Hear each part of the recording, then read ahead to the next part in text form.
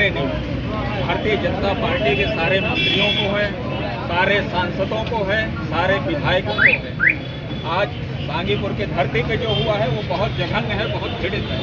हमारे कांग्रेस पार्टी की सम्मानीय विधायक मीना दीदी, जन जन में जिनका सम्मान है, आज उनको अश्लील शब्द बीजेपी वालों ने कहा है। धिक्कार है भारतीय जनता पार्टी के लोगों को जो बेटी बचाओ बेटी पढ़ाओ की बात करते हैं, बेटी सम्मान की बात करते हैं। एक सांसद के साथ गुंडे भारतीय जनता पार्टी के और एक विधायक सम्मानित महिला को गाली दे रहे हैं मंच पे, और वहां की जनता ने उनको धक्का दिया है, लेकिन किसी ने मारा नहीं है। वहां से वो सही सलामत अपनी गाड़ी की तरफ गए हैं, और जब वो लालगंज पहुंचते हैं कोतवाली तो उनका शर्ट फटा रहता है। लेकिन जिस पार्टी का प्रधानमंत्री झूठा हो, शीर्ष नेतृत्व तो झूठा हो, तो संगम लाल झूठे होंगे ही। इसका कल्पना आप खुद कर सकते हैं।